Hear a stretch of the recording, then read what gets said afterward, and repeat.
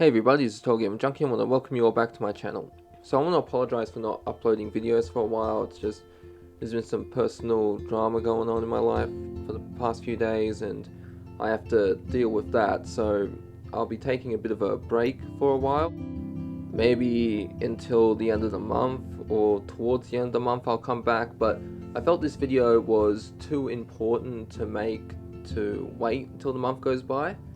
So, if any of you didn't see a post I made, when the trailer, this overview trailer came out, I was actually a little disappointed because there wasn't any gameplay. And then I found out on Reddit there was gameplay about an Italian reviewer, and I watched that, and I was going to show that, but then I heard that the YouTuber Game Riot got to play at Gamescom in Germany, and he had a lot of footage, which I'm not going to show you the footage out of respect for him. I'm going to leave a link in the description below so you can check it out.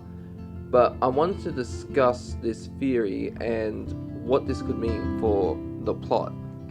So the short version is, after Sophie's death, if you've seen Game Riot's gameplay, Max will sit down, she'll talk to Moses, and we learn that Moses took Sophie's camera, the one she had on her when she died, and that's the one, as you all know, she took that photo.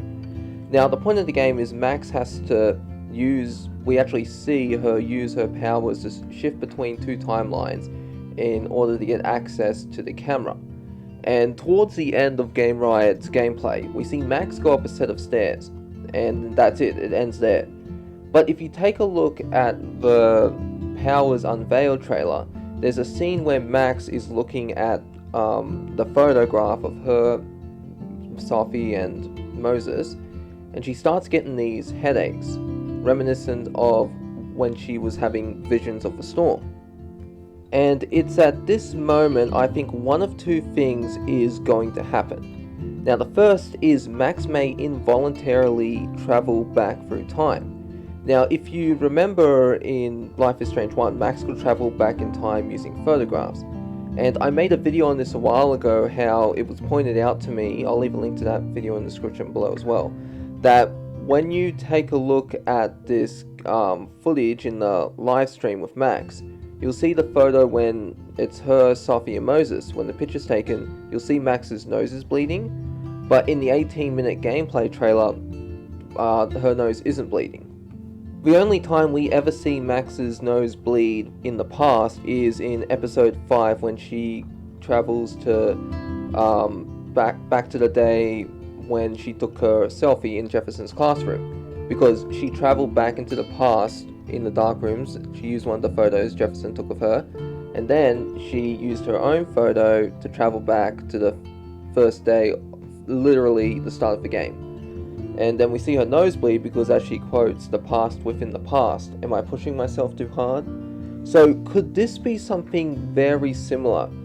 Could this photo have Max traveling back, like maybe this isn't the direct photo, but later in the game she uses a photo to travel back in time to gain access to this photo and then travel back in time, and she's trying to prevent something.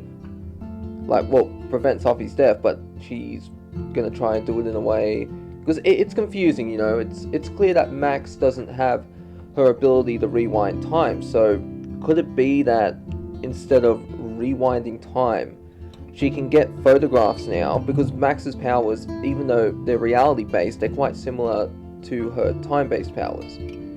So we know that in the first game, Max is able to rewind time in conversations and use this new information to unlock new dialogues with people. And in this game, Max can gain information in one timeline and use it in the other. So what if Max is doing here isn't traveling back in time, but she's creating a new reality? Because remember, when Max travels back in time, she has to stay within the limits of the photograph. What if this is something similar? What if this photo war is different scenarios where different parts where Max is like in her investigation, and she opens up another reality, and so she travels there, she creates another reality with the photograph, but she's confined within the limits of where this reality was created. Then once she gets the information she needs, she goes back to her original reality, or the alternate reality where Sophie's alive. I think this would be very interesting, and it could explain why we see the blue and red moon coming together with the storm clouds. Because if Max created an alternate timeline, then as she didn't rewind time, then nothing should change, right, in her timeline? And this other timeline is completely separate, so it's not like she rewinded time. But if she is using these photographs to open up specific points in time, like create these new realities, like, could that be the reason reality starts falling apart?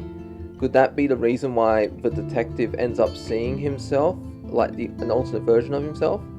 And speaking of the detective, we finally know his name, Vince Alderman. Now, if Max doesn't involuntarily travel back in time, another thing that could happen is she could pass out. She could have another vision of the impending disaster that's going to happen. It could be another storm, it could be asteroids coming to destroy Calderon University, or maybe it could be because of the two moons, Calderon could be engulfed by a massive tidal wave, similar to something in God of War 3 when Kratos kills Poseidon and the ocean levels just rise. It's crazy. But if she has another vision, no doubt she's going to be grunting in pain and she'll probably pass out on the floor. And the detective would hear this because if you watch Game Riot's gameplay, you see Max goes upstairs and that's where it ends. But I believe that's where Max will find the photo, upstairs. And Vincent's right downstairs, so he's going to hear if Max collapses onto the floor and passes out. He's going to find her there, and then he'll probably see her with the camera and photo, and this to me is justifiable as why Max would be his prime suspect, because she's broken in and she's to Moses' office and she's trying to get rid of evidence. I mean, if you have a suspect that's getting rid of evidence, then you know it's like, okay, this person is either involved or they know something they shouldn't. And he could be going after Moses as well. It's like, you two are my prime suspects. And I do believe that after that, because you see from this little snapshot here, Max is sitting down in Moses' office, and the detective is probably like, okay, this is my card, I want you to call me if there's anything going on. It's like, I want to help. If you're innocent like you say you are, then you shouldn't have a problem with helping me with this investigation. And Max can choose to accept or refuse. And you can see Moses looking there like, what's Max gonna do? And this could cause a rift between Max and Moses if Max decides to help the detective. Well, that's the end of this video. I gotta be honest with you, I'm not really liking it because I'm just not in the right headspace at the moment to be making videos, but I do hope you enjoyed it nonetheless, and hopefully I can, by the time I've got my shit sorted, I can be going back to making better quality videos. Do let me know what you think about this video in the comments below, and if you have any other theories and suggestions, do let me know. This is TotalGamerJunkie, signing off.